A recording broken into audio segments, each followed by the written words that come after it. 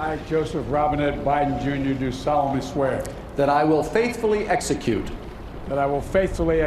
the office of President of the United States. Office of President of the United States. Congratulations, Mr. President. For Joe Biden, it was an oath 78 years in the making. Now the 46th President of the United States, alongside his history-making Vice President, Kamala Harris, the first woman, first black, first South Asian VP. That I will support and defend the Constitution of the United States. Against all enemies, foreign and domestic. Against all enemies, foreign and domestic. The pair inheriting a fractured America. We face an attack on our democracy and on truth, a raging virus, growing inequity, the sting of systemic racism, a climate in crisis, America's role in the world.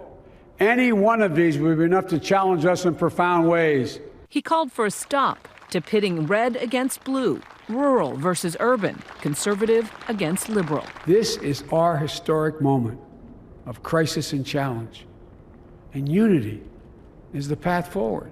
In our country's moment of crisis, the new commander-in-chief heading straight to work, signing a stack of executive orders. It's the state of the nation today. Is no time to waste. Get to work immediately.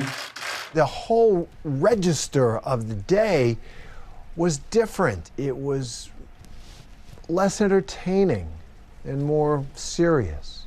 But almost because we were taking things seriously in the ceremony and in the speech, that was a relief and even a joy to people. It felt like a return to normalcy. The day began like no other inauguration day in modern history, with the outgoing president breaking with over 150 years of tradition, refusing to attend the ceremony, leaving town early, but vowing to return to the public eye in some form.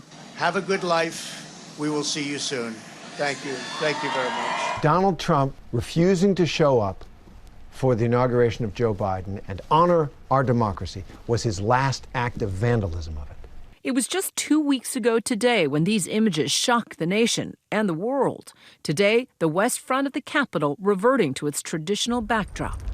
I literally held my breath as they were walking up the stairs for the ceremony.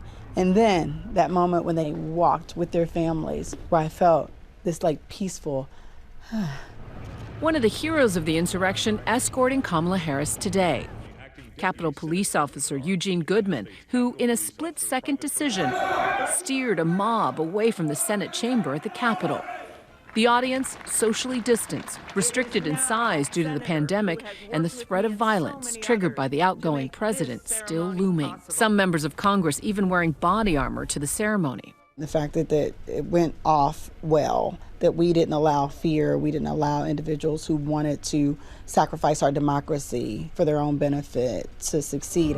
25 miles of fencing erected around Washington and 35,000 security personnel deployed, an unprecedented level of security to protect guests, including all the living presidents except Jimmy Carter and the now former Vice President Mike Pence. The tone? Somber but hopeful. Together, we shall write an American story of hope, not fear, of unity, not division, of light, not darkness, a story of decency and dignity, love and healing, greatness and goodness. Lady Gaga sporting a dove with an olive branch. This land is your J-Lo injecting some Latina pride into the occasion. This land is my land.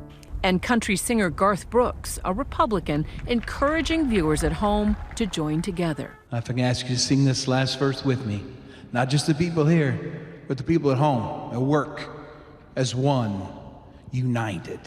Amazing grace. But it was the National Youth Poet Laureate, Amanda Gorman, reading a poem she wrote after the assault on the Capitol, who captured our imaginations. When day comes, we ask ourselves, where can we find light in this never-ending shade? The loss we carry, a sea we must wade. We've braved the belly of the beast. We've learned that quiet isn't always peace. in the norms and notions of what just is, isn't always just is. The 22-year-old invited by First Lady Jill Biden. We lay down our arms so we can reach out our arms to one another. We seek harm to none and harmony for all. That she, like Joe Biden, suffered from a speech impediment and overcame that. She is a shining example of what's great about not only our country's present, but our future. At 78, Biden is the oldest person to be sworn in as president. In 1972, when he was first sworn into the Senate, it was in a hospital next to his young sons, who had been injured in a car accident that killed his wife and infant daughter. Hunter and his half-sister Ashley at their father's side today. His son Beau died of brain cancer during Biden's second term as vice president. 100 miles away at Beau Biden's grave in Delaware, a lone man in uniform silently paying tribute. Vice President Harris honored by her alma mater, Howard University. 49 bells ringing to celebrate Harris as the 49th Vice President of the United States. Women and girls watching Harris breaking barriers. Madam Mice, it means so much that people look like me in the White House. As a woman, it's empowering to see a woman vice president. As a mother, it means that my children will not only hear that they can be anything they want to be, they can see it too. I hope you are a wonderful vice president. I can't believe you are Indian just like me. Women across the country are wearing their pearls and their chucks in solidarity with this woman who has gotten to this very, very high rung. She stands on the shoulders of giants. She wore her purple for Shirley Chisholm, and her very famous line, which I love, and it gives me chills every time. I may be the first, but I will not be the last. The chair lays before the Senate 2 certificates of election for the state of Georgia and a certificate of appointment to fill the vacancy created by the resignation of former Senator Kamala D. Harris of California.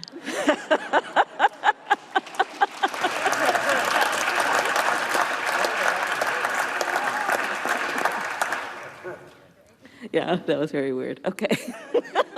As the newly minted VP, Harris swearing in those 3 history-making Democratic senators. Her successor, Alex Padilla, California's first Latino senator, as well as Georgia's new senators, Reverend Raphael Warnock and John Ossoff, the first Black and Jewish senators from Georgia. At just 33, the youngest Democrat elected since Joe Biden in 1972. VP Harris is now the crucial tiebreaker in the Senate with a 50-50 party split, making New York Senator Charles Schumer Senate Majority Leader. You've got the majority you need, and I think you move forward, and what you do is you hope and you also pressure Republicans to stand up and fight for people too. Republicans won't get off the hook. Biden begins his presidency with an approval rating of 68%. He and Harris committing to building one of the most diverse cabinets in American history. I think they understand that in this moment they get the chance to really set the standard for the future. With a pared-down parade and much less pomp and circumstance, the new administration set to work immediately. Biden's first act as president, those 17 executive orders, one asking Americans to wear face masks for 100 days, others reversing President Trump's most controversial acts, including revoking the so-called Muslim travel ban, rejoining the Paris Climate Agreement, and preserving the DACA program. There was one Inauguration Day tradition left intact, a letter to the new president from the outgoing one, left in the Oval Office, though the contents remain a mystery. Because it was private, I will not talk about it until I talk to him, but it was generous. The next order of business, Donald Trump's impeachment trial, once House Speaker Nancy Pelosi sends it to the Senate, which could happen as early as tomorrow.